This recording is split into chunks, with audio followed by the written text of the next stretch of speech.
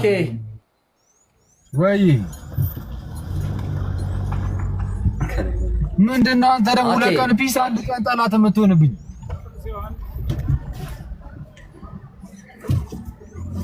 በአራት ጉዳዮች ላይ ነጥብ ጥለሃልና ያንን ጉዳይ መልስ መስጠት አለብህ። አኬ ግን በሲሳይ ፔጅ መግባትህ ግን ቅር ብሎኛል። አንተ ደባል ሆነማ እንዴት ትገባለህ? ሲሳይ ፔጅ ላይ ደባል ሆነ መግባት የለብህም። እሺ እስቲ ንገረኝ ምንድን ናቸው? የሲሳይ ኔትወርኩ ስለሚቆራረጥ እኮ ነው አኬ። የሲሳይ ኔትወርክ ያው ሲሳይ አትነግረውም እንዴ ኔትወርክ እያስቸገረን እንዳለ? አሁን የሚለው ነገር እሱ ሲመጣ ጥሩ ሆነ እኮ ተስተካከለ።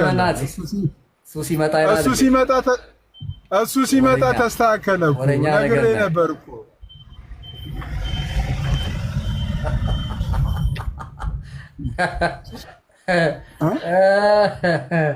ኧረ የምሬን እኮ ነው። አሁን እኔ የምናገረው ይሰማል? እንደ እንትን ስልክ ሆነ እኮ የውጭ ስልክ፣ አንዱ ሲናገር አንዱ እየሰማ አንዱ ሲናገር አንዱ እየሰማ አይነት ሆነ። በጣም እንትን አለው፣ ጋፕ አለው እንትኑ። ያው እያልኩ ኔትወርኩ እኮ አይሰማ። አሁን የእናንተ ተቋርጧል፣ አይሰማም ወይ? ሀብትሽ የሲሳይ ኔትወርክ እንትን አለበት። አይሰማም ሲሳይ እኮ አንተ እኮ አየህ አይደለ? አይሰማል ሀብትሽ። አሁን አይሰማም። ምን ይሰማል? እየተቆራረጠ እኮ ነው። አይሰማም እንዴ? እየጮኩ ነው እኔ ራሴ። በቃ ማታ አኬ በራሱ አካውንት ላይ ይገባል። ጥያቄ በዛ በእንትን ጉዳይ ላይ ጥያቄ መልስም ካለ ይመልሳል። ምንድነው አሁን ለምን አይነግረንም?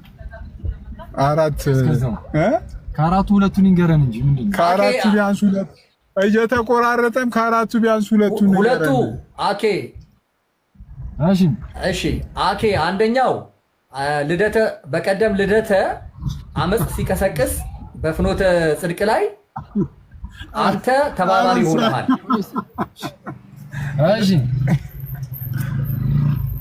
ተባባሪ ሆነሃል። ስትገስጸው አላየንም፣ ልክ አይደለም ስትለው፣ ምክንያቱም በሚዲያ ነው የተለቀቀው አኬ። ምን አረጉ? እስከዛው አመጹ በሚዲያ ነው የተለቀቀው። ምን አይነት የደቦ ፍርድ ነው? ከዚህ በኋላ መንግስትንም የደቦ ፍርድ ነው ከዚህ በኋላ እነሱ ላይ የምንወስደው። አይ እኔ እንኳን አልሰማሁም ይሄንን። እሺ ሌላስ? እሺ ይሄን አልሰማሁም። እሺ አይነግሩም። ሲሳይ ደላላ ነው፣ አይነግርህም። ሲሳይን እንትን እንዳትል ከዚህ በኋላ አንዳንድ ጉዳዮችን እኔ ጋር ቀጥታ እኔን ኮንታክት አድርገኝ። እሺ ሀብትሽ። እሺ ይሄ አንዱ ይሄ ነው። ሁለተኛው ደግሞ ይሄ አሁን ትላንት ነው የሰራኸው እንትን ሪፍሌክሽን የሰራኸው የኢየሱስ ማን ነው መስቀል ላይ የተሰቀለው የማርያምም ስጋ አለበት የፈሰሰው ደም ላይ የሚለውን ምንም ችግር የለበትም ብለህ ጉዳዩ ከፕሮቴስታንቶች ጋር ነው የያዝከው። ቀጥታ የእሳቸውን ትምህርት ልክ አይደለም ማለት ነው አገልግሎት እስቲ አሳየን ጋር የሚለው ላይ ነው። እስቲ አሳየኝ። አዎ ይሄን የሰራሁበትን አለ። 1 ደቂቃ ከ3 ሰከንድ ቪው አድርጌ ቪዲዮ እንትኑን ሰርቻለሁ፣ ሪፍሌክሽን ሰርቼበታለሁ። በጣም ተቃውሜ ማለት ነው። አይ እኔ የሰራሁትን እስቲ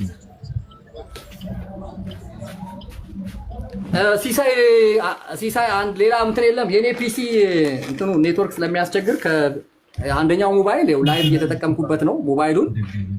ፒሲዋ ግን ኔትወርክ እንትን ስለሚላት ምንድነው ቲክቶክ እንትን ላትል ትችላለች።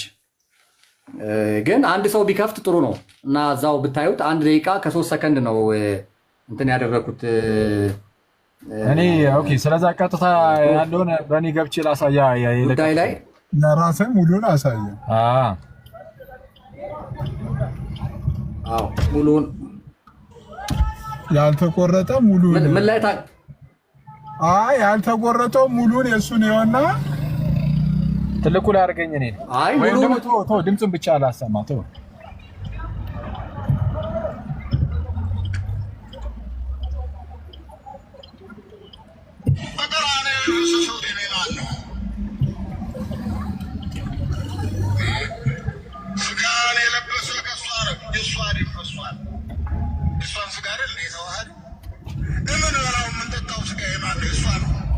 እሺ ሰላም ለሁላችሁ፣ እንዴት አላችሁልኝ? እንግዲህ የብፁዕነታቸውን ንግግር ሰምታችሁታል እዚህ ላይ እና ብዙ ፕሮቴስታንት ወንድሞቻችን ይህንን ንግግራቸውን ይዘው ክርስቲያኖችን እየተቹ ነው። የምንበላው ስጋና ደም ቅዱስ ቁርባን ማለት ነው፣ ስጋና ደሙ የማርያም ነው ይላል ክርስቲያኖች ላይ የሚል ትችትን እየሰነዘሩ ነው። እዚህ ላይ ጠቅለል ያለው ሁለት ነጥብ ላስቀምጥ። አንደኛው ለፕሮቴስታንቶች፣ ሁለተኛው ደግሞ ለራሳቸው ወይም ለአባታችን። እሺ አንደኛ ለማን አልኩኝ አብትሽ? አንደኛው ለፕሮቴስታንት፣ አንደኛው ለአባታችን። አሁን የፕሮቴስታንቶችንም እንስማ፣ ለፕሮቴስታንቶችም የተነገረውን ለአባታችንም የተነገረውን ደግሞ እንሰማለን ማለት ነው። እሺ እንቀጥል። መጀመሪያው ለፕሮቴስታንቶች እንዲህ ብላችሁ ስትቃወሙ የምር አሁን የምንበላው ስጋና ደም የማርያም አይደለም ብላችሁ ስትቃወሙ የኢየሱስ ነው ብላችሁ አምናችሁ አይመስልም? አይደለም አይደል? ታምናላችሁ? እንደዛ የኢየሱስ ስጋና ደም ነው የምንበላው ብላችሁ ታምናላችሁ? አታምኑ። ቅዱስ ቁርባን ላይ ያላችሁ እምነት የጌታ ኢየሱስ ስጋና ደም ምሳሌው ነው ብላችሁ የምታምኑት እንጂ እውነተኛ የምርም የእርሱ ስጋና ደም ብላችሁ አታምኑ። ስለዚ ፕሮቴስታንቲዝም ገና ከጅምሩ ከኢየሱስ የሆነውን ይህንን ትምህርት ታላቅ ጸጋ የምንቀበልበትን ይህንን ትልቅ ምስጢር ይክዳል። በተለይ ጴንጤዎች ማለት ነው። ቅዱስ ቁርባን እውነተኛ የጌታ ስጋና ደም አይደለም ብሎ ነው ጭራሹ የሚክዱት። ስለዚ እናንተ ገና ከጅምሩ ይህንን ሚስጥር ስለካዳችሁት እንደነዚህ ነገሮች ውስጥ አትግቡ። እናንተ ጣልፎ የሚጠን ነው። እሺ አሁን የመጀመሪያው ለማን የተነገረው? ለፕሮቴስታንቶች። ያው ይህ የምንበላው የእመቤታችን ስጋና ደም ነው አይደለም ምናምን የሚለው እሱ ይሄኛው ክርክር ለፕሮቴስታንቶች አይሆንም። ምክንያቱም እነርሱ የኢየሱስ ነው ብለው ስለማያምኑ። አሁን ደግሞ ወደ አባቱ ቆይ፣ አሁን ደግሞ ወደ አባታችን ወደ እኔ አባት ምናምን ለእኔ አባት ስላልሆኑ ያው መቼም አትቀየሙ። ግን የሃይማኖት ግን ምንድን ነው ወደ እሳቸው ጋር ከመሄዳችን በፊት እዚህ ጋር ባለው ነገር ላይ ብትቆይ ትንሽ አይሻልም? ቆይ መጀመሪያ እንስማ፣ ሰምተን እሳቸውንም ከዛ እንመለሳለን። እሺ ግን ወደኛው ደግሞ መለስ ስንል አባታችን የተናገሩት ነገር ላይ እንግዲህ አሁን የተናገሩት ነገር ላይ ይመስለኛል እርሳቸው ለማለት የፈለጉት በቃ እንደው ያንን እንግዲህ ደሙን ያፈሰሰው የሞተው ስለ ሁላችን ስጋ ነስቶ ነው።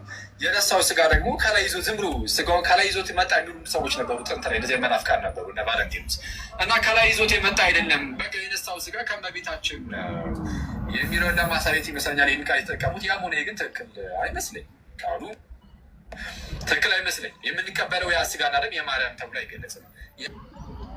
የማርያም ተብሎ አይገለጽም። እንዲህ ያለ ነገር እንደው ትክክል አይመስለኝም። እሺ አይመስለኝም። ዋና አለስልሰን የምትናገረው ዝም ብለህ ልዘረጥጥ ነው እንጂ ትቀጥላለህ። ቆይ ቀጥል። ስማ ቆይ ቤታችን ስጋና ደም ቢነሳም ግን ነስቶ ኦልሬዲ ያንን ስጋ የራሱ ስላደረገው ያ ስጋ ሩቅ መሲ አይደለም። ታይተዋል። የማን ስጋ ሆኗል? የመለኮት ስጋና ደም ስለሆነ ህይወትን የሚሰጥ የሚያድን ሆነ። የእመቤታችን ስጋና ደም ገና ከጅምሩ የዘላለም ህይወት ይሰጣል ያልናል ብለን እንኳን አናውቅም። አየህ፣ የእመቤታችን ከሆነ ስጋና ደም አያድንም። የእመቤታችን ስጋና ደም የዘላለምን ህይወት አያሰጥም፣ ድህነትን አያሰጥም። ሩቅ በሲ ስለሆነች ማለት ነው። እሷ የሩቅ በሲ ስጋና ደም ህይወትን አይሰጥም። የመለኮት ስጋና ደም ሲሆኑ መለኮት የራሱ ሲያደርገው ነው ስጋን ህይወትን መስጠት የሚችለው። እሺ ትምህርት እንኳን አይደለም። የቅድስት ድንግል ስጋና ደም ያድናል፣ የዘላለም ህይወት ይሰጣል አንድ የዘላለም ህይወትን መስጠት የሚችለው ሩቅ ብእሲ የሆነ ስጋ ሳይሆን የመለኮት ከሆነ ያ ስጋ የማን ነው? የመለኮት ነው። መለኮት የራሱ አድርጎታል። ስጋው መለኮት የራሱ አድርጎታል። ይሄ ከዚህ አንጻር መታየት ይኖርበታል። ይቆያል። ስለዛ በቃ ስህተት መሆኑንም ተናግረናል። ያው የፕሮቴስታንቱንም የአባታችንም ነገር እናስተን ይመለስ ነው ማለት ነው። እሺ ሶስተኛ፣ እሺ አሁን ከመረሳችን በፊት አይደለም አኬ፣ እንደዚህማ ለእሳቸው አለሳልሰ ያለፍከው ምናልባት ከእሳቸው ጋር አንድ አክሲዮን አይነት እንትን ሊሆን ይችላል። የአክሲዮን ስምምነቱ ሊሆን ይችላል። ነገር ግን ይመስለኛል እንዴት ይባላል? የወንጌል ሰባኪ እኮ ይመስለኛል አይልም። አኬ ቆይ ይመስለኛል የራስን ነገር ስንናገር እኮ ግድ እኮ ነው። አሁን ከታች ምንድን ነው የሚሉት? አኬ ጴንጤዎች ዶግማ እያለ ሰላም ነው ቁጥራል። አኬ ስድስተኛ ሶላ ሊባል እኮ ነው። ከታች ስድስተኛ ሶላ ይላሉ። እንዴት የሲሳይ ባቾች ናቸው። የሲሳይ ተማሪዎች ናቸው። አኬ የሲስ ተማሪዎች ናቸው አይደለም። የሲሳይ ተማሪዎች ናቸው። የሲስ ተማሪዎች ናቸው። እነሱ የሲስ ተማሪዎች ናቸው። እናውቃቸዋለን። ችግር ግን እንዲህ አይነት ቤዚካል በጣም ፋንዳሜንታል የሆነ ትምህርት ፋንዳሜንታል ዶክትሪን ላይ ፋንዳሜንታል የሆነ ዶክትሪን ላይ በይመስለኛል ይሄ አራተኛ ነው እያልኩ ነው። አራተኛ እኛ ጋር ምን አለ መሰለህ፣ እንግዲህ በእኛ ቤተክርስቲያን ውስጥ አባቶች በደንብ ይከበራሉ፣ እናከብራቸዋለን። እኛ እናከብራቸዋለን ስንል ደግሞ አስተምህሮ ላይ ደግሞ እናመቻምቻለን ማለታችንም አይደለም። ስለዛ በተቻለን አቅም ሪስፔክት ፉሊ ነው ከአባቶች ጋር በተገናኘ ምንም ነገር ስናወራ በክብር ነው። እኔ እስከሚገባኝ እስከምረዳው እንደዛ ነው። ስለዛ በጣም በትህትና እውነቱን ለመናገር ለአባቶች ብቻ አይደለም ሲሆንስ እንደው እኛ ያው የስጋዊ ነገርም እየበዛብን ነው እንጂ ለአባቶች ብቻ ሳይሆን ኢቭን ለአንተ ራሱ ለሌላውም ለየትኛውም ሰው ከቤተክርስቲያን ውጭ ላለም ሰውም ራሱ ማለት ነው በእኛ ስላለው ተስፋ ለሚጠይቁን ሁሉ እንደው ዘወትር መልስ ለመስጠት የተዘጋጀ እንድንሆን መክሮናል ጴጥሮስ። ከዛን ሲመክረን ደግሞ ነገር ግን በፍርሃት እና በትህትና ይሁን ነው የሚለን። በምን በፍርሃት ይሁን። ኢማጂን በፍርሃት ማለት ነው። እንኳን ለራሳችን አባቶች ለእረኞቻችን ይቅርና ከቤተክርስቲያን ውጭ ላሉ ለሙስሊሞች፣ ለኤቲስቶች፣ ለፕሮቴስታንቶች ለየትኛውም እንኳን መልስ በፍርሃት ነው መሆን ያለበት እና እኛ ያው እቺ የስጋዊ ስሜቷ ምናምን ስለምትኖር እንደው በደንብ ገና ለጊዜው ባይሳካልንም ግን ቢያንስ ግን አባቶቻችን ግን ከነሱ ጋር በተያዘ መልስ ስንመልስ ግን በጣም በፍርሃት ነው የምንመልሰው እና ስህተት እንደሆነ እኔ እንግዲህ ያው እስካየሁት አገላለጹ ጥሩ ስላልሆነ ጥሩ አይደለም ብያለሁ። እርግጥ ነው አሁን እመቤታችን ተሰቅላለች ብለህ ብትጠይቃቸው ብፁዕነታቸውን ሄደ አይ አልተሰቀለችም ነው የሚሉት። እሱን እኮ ያውቁታል። ግን ያው የነሳው የእመቤታችንን ስጋ ስለሆነ ከዛ አንጻር እንደዛ ብለው ገለጹት። ግን እሱ አገላለጽ ራሱ ጥሩ አይደለም ብያለሁ። ስለዚህ ጥሩ አይደለም፣ ይሄ ነገር አደገኛ ነው። ልክ ባለፈው ታስታውሳለህ ብፁዕ አቡነ ገብርኤል እመቤታችን ቤዛ ትባል ምናምን ብሎ የተናገሩ ሰዓት አሁን እሱ ስህተት ነው። ግን ያቀረብኩበት መንገድ በምን መንገድ ነበረ? በጣም ማለት ያው በተቻለኝ አቅም ዝም ብሎ ወጥቶ የመዘርጠጥ አይነት ነገር አላደረኩም እዛቸው ላይ እና እንደዛ መዘርጠጥ ሳይሆን ቀስ ብለህ በፍርሃት ምናምን እንደዛ ነው የምታስረዳው። ስቲል ግን ስህተት መሆኑን ግን ተናግሬያለሁ፣ በአንድም በሌላ መንገድ ማለት ነው። ዋናው እሱ ነው። ግዴታ ወጥተን መዘርጠጥ አይጠበቅብንም። ለምሳሌ አሁን አንተ አንድ ነብይን ልዘረጥጥ ትችላለህ፣ ችግር የለውም። ምክንያቱም መዘርጠጥ የሚለው መዘርጠጥ ማለት ምን መሰለህ አንተን ያመጣኸው መዘርጠጥን የቃላት አጠቃቀም መዘርጠጥ የሚለውን አንተን ያመጣኸው። ለምሳሌ የቃላት አጠቃቀም ቶኑ ለምሳሌ ኢየሱስ አይ ኖ እዚህ ላይ መጽሐፍ ቅዱስም እኮ ይናገራል። እንደዚህ አይነትም ባህሪ ወይም ማንነት ያሳዩ ሐዋርያቶችም የሉም በድነት ጉዳይ ላይ። ለምሳሌ ኢየሱስ ከፈሪሳውያን ጋር የነበረውን እኮ ዲያሎግ ማየት እንችላለን። ለምን ታዲያ ኢየሱስ አንተ በሄድክበት መንገድ አይመስለኝም ቢሆንም ችግር የለውም እያለ ለምን አላለሳለስም? ለምን ኮምፕሮማይዝ አላደረገም? ፈሪሳውያንን ኮምፕሮማይዝ እኮ ነው አይመስለኝም። ምንድን ነው ኮምፕሮማይዝ እኮ ነው አይመስለኝም የሚለው አይደለም። እዛው ጋር እኮ አብራርቻለሁ። ይሄ ትክክል አይደለም ብዬም እኮ ተናግሬያለሁ። ችግር የለውም ያልኩበት የቱ ጋር ነው ግን አይመስለኝም የሚለውን ችግር አይመስለኝም ማለት እንደዚህ እንዴት እኮ ሰው ስትናገር እኮ እንደዚህ ታውን ቃላት አጠቃቀም ተጠቅማለህ። እንደው ይሄ ትክክል አይመስለኝም። ከፕሮቴስታንት ኖ አትጠቀምማ። ኖ ይሄ እኮ ወንጌል ነው። ፖለቲክስ እንደ ይሄ እኮ ፖለቲክስ አይደለም። አይ ኖ አንዳንድ ነገሮችን አንተ ብቻ የምትናገረውን እንድንሰማህማ አትጠብቅ። በቃ እሺ፣ በቃ ከሲስ ጋር አውሩ ወይም በቃ በድህነት ጉዳይ ላይ እኔ እኮ አሁን እኮ ይኸውልህ፣ ስለዚህ እንደዚህ አይነት ነገሮች በወንጌል ጉዳይ ላይ ያው ከተጠያቂነት እኮ አያስመልጥም። አይመስለኝም። የሃይማኖት መሪ እኮ ናቸው። እኔ እርሾ ስናገር ለምን ያንተን አቋም ነው ትናገራለህ አንዴ እኔ እንኳን አይመስለኝም እንደው ትክክል አይመስለኝም ብዬ ስናገር ይሄ እኮ የቶን ጉዳይ ነው። አሁን የቶን ላይ ረጋ ብሎ የመናገር መንገድ ነው እንጂ ይሄ ነገር ትክክለኛ አሁን የተናገሩት ነገር ትክክለኛ ነው አይደለም እኔ እንጃ እስቲ ቆይ ምናምን ብዬ እኮ የተውኩት እኮ አይደለም እንደው ይሄ ነገር ትክክል አይመስለኝም ትልና ከዛ በኋላ ወደ ማብራራቱ ትሄዳለህ። ይሄ ምንድነው ሐሳብህን የምትገልጽበት መንገድ እኮ ነው ይሄ ራሱ ማለት ነው።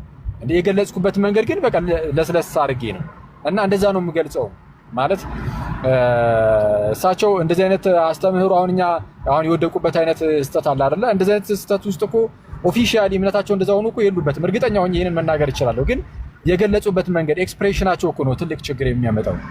ስለዚህ አሁን ምንድነው እምነት ላይ ስቴትመንት ኦፍ ፌዝ እና ኤክስፕሬሽን ኦፍ ፌዝ የሚባል ነገር አለ። ሰው ስቴትመንት ኦፍ ፌዝ ላይ አሁን ቢስት አደገኛ ነው። ጥምቀት አያድንም ብሎ ቢመጣ አንድ ጳጳስ ሆኖ ምንለው አሁን ስቴትመንት ኦፍ ፌዝ ላይ ነው ስህተቱ። ኤክስፕሬሽን ኦፍ ፌዝ ላይ ግን አንዳንድ ሰዎች በማወቅም ባለማወቅም ሊሳሳቱ ይችላሉ። ይሄ ኤክስፕሬሽን ይባላል። ያው አገላለጽ ላይ ነው። አገላለጽ ላይ ስህተት ነው። ያገላለጹ ወዴት ያመራል ከተባለ በቃ መሬታችን ሞተችልን ወደሚመስል ነገር ወደዛ ነው የሚያስኬደው። አሁን እሳቸውን ብጠይቃቸው አልሞተችም ነው የሚሉ ግን ወደዛ እንትን ይላልና ስለዚህ የኤክስፕሬሽን ጉዳይ ስለሆነ ለስለስ አድርገህ ይሄ እንዲህ ነው ብለህ ግን ታስረዳለህ። ዝም ብለህም ደግሞ ማለፍ ስለሌለብህ ማለት ነው። ሳታስረዳ ትክክለኛውን ሳትናገር አታልፍም። ስለዚህ ትክክለኛውን ተናግሬ ኦልሬዲ ስጋውን መለኮት ስለነሳው ያ ስጋ የማርያም ሳይሆን የመለኮት ነው የሚባለው የማርያም ስጋና ደምማ ሲጀመር መቼ ዘላለም ሕይወትን ይሰጣል ብዬ ይሄን ሁሉ አስረድቼ ከዛ ውስጥ አንዲት ቃል መዛ አይመስለኝም እንዴት ትላለህ ብለህ ከዛ ከራስህ ደግሞ ችግር የለውም የሚል ጨመረ እንደዚህ እንትን ማለት አይደለም። አክቹአሊ እኔ አሁን እዚህ የማወራው እሱ እንደነዚህ ነገሮች ያው ብዙም እኔ እንኳን አያሳስቡኝም። ያው በየቦታው ስለሚመስልኝ ግን ፌዝ ኦፍ ስቴት ምንድነው? እኔ ያለኝን ቅሬታ አንድ